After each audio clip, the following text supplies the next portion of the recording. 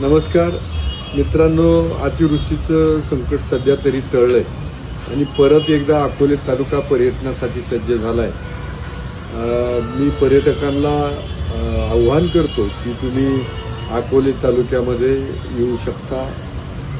हरिश्चंद्रगड असेल, हरिश्चंद्रगड परिसर असेल, तिकडे पोपसंडीचा परिसर असेल, त्याचबरोबर रतनगडाचा परिसर आहे, कळसुआईचा परिसर आहे आणि भंडारदऱ्याचा रमणीय परिसर तुमची वाट पाहतो। या सगळे जे काही रस्ते अतिवृष्टीमुळं थोडाफार त्रास झाला तर ते सगळे साफ करून रस्ते मोकळे केलेत आणि त्या भागातील जे काही पर्यटन व्यवसायातली तरुण आहेत ते तुमची वाट पाहत आहेत। तुम्ही या, आनंद घ्या।